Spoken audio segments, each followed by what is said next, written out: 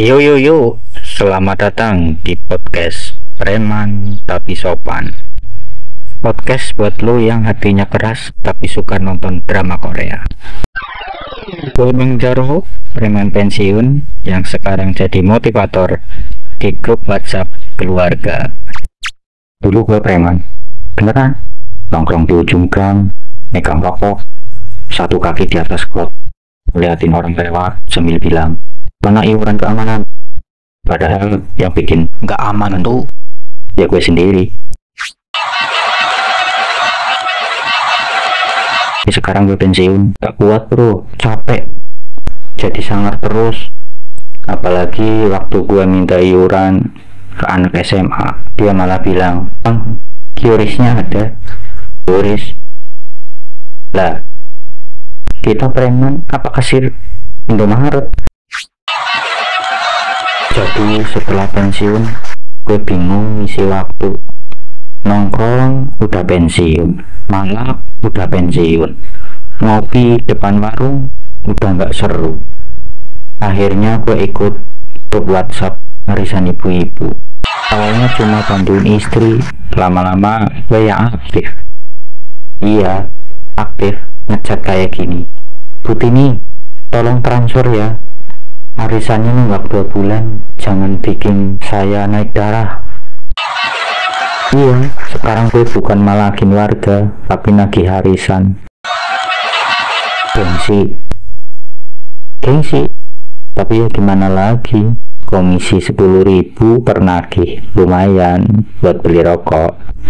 Apalagi pas lagi rapat arisan itu ya lebih panas dari rapat geng motor ribut soal wilayah.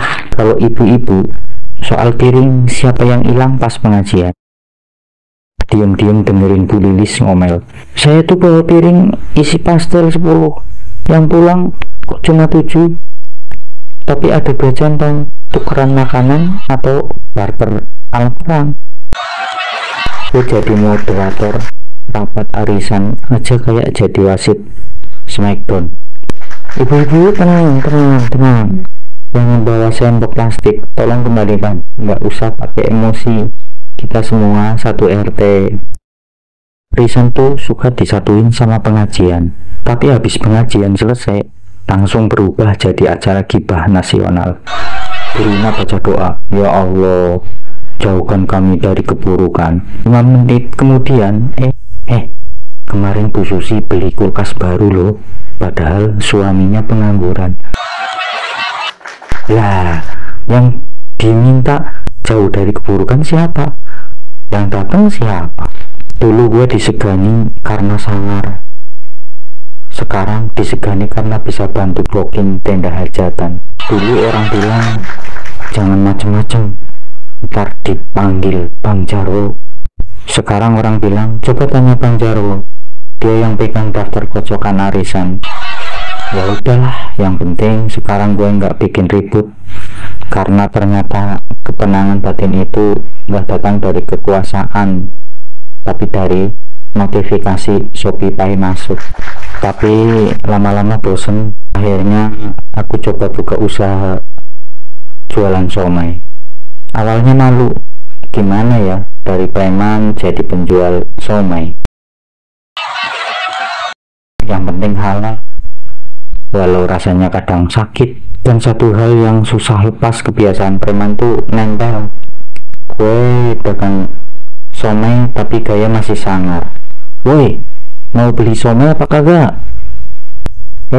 Malah pada takut. Akhirnya sepi, orang kira gue lagi malak somai sendiri. Jadi preman tuh gampang, yang susah tuh jadi orang baik yang dulunya preman. Tiap sholat ke masjid gue masih diliatin warga. Iya sih, wajar, soalnya bekas tato di leher gue belum hilang. Ini tato yang di tangan aja masih belum saya hapus. Gue tutup pakai masker tato yang di leher, tapi tetap aja kalau imam sholatnya batuk, gue yang dituduh ngerubah sajadah. Tapi serius ya, jadi orang baik tuh ternyata enak. Tidur tenang, nggak dikejar tukang parkir, nggak dikejar istri orang, Intinya, kalau ada mantan preman yang tobat, jangan dihina, jangan dijauhi. Bantu dia jualan somai, minimal beli 5.000 lah.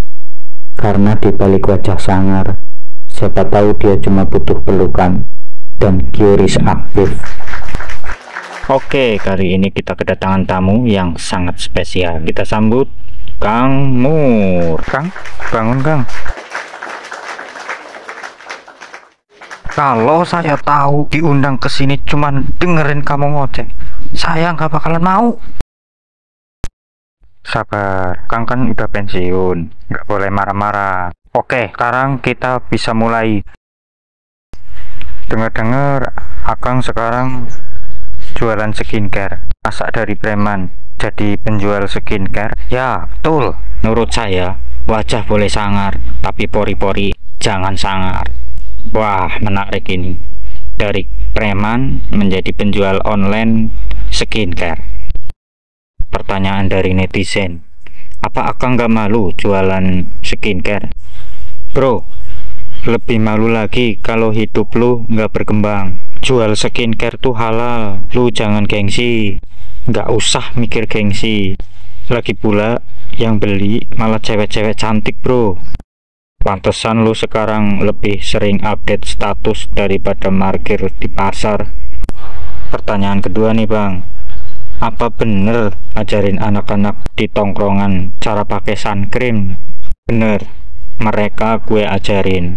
Lu boleh nongkrong sampai jam 12 siang asal lu pakai SPF 50. Lindungin wajah lu dari sinar ultraviolet. Oke, dulu takut sama sinar tilang lampu ya Kang, sekarang takut sama sinar ultraviolet. Pertanyaan berikutnya nih Kang, ini ada pertanyaan dari netizen lagi nih Kang, lo mending 1 lawan 3 atau mending milih review story di TikTok? Sekarang gue mending milih review di story TikTok daripada battle 1 lawan 3. Duel tuh capek, mending live di TikTok, kita bisa dapat gift. Lagi pula 1 lawan 3 tuh dulu, sekarang saya lagi lawan jerawat. Gokil, sekarang lu lebih takut jerawat ya daripada jambret. Pertanyaan selanjutnya Kang, bagaimana lu ngajak cowok lain supaya mau pakai skincare tanpa dibilang banci? Lu mau cewek lu nempel, ya rawat muka lu. Sekarang gue kasih analogi, motor lu rawat tiap minggu sekali, masa muka lu nggak lu rawat? Nah, pertanyaan terakhir nih bang, agak dalam nih. Akang pernah nggak merasa gagal ninggalin dunia preman? Ya enggak lah, saya malah justru bersyukur. Dulu orang-orang cuma melihat saya sebagai satpam, sekarang banyak cewek-cewek cantik yang DM saya. Berubah itu bukan pengkhianatan, tapi level up. Wah, keren ini. Wah, keren banget kata-kata dari Kang Mur. Hari ini kita bisa belajar dari beliau, ternyata preman bisa glowing. Nggak perlu malu berubah. Dan jangan lupa, muka boleh serem, tapi muka harus bersih. Terima kasih Kang Mur, sampai jumpa di episode berikutnya.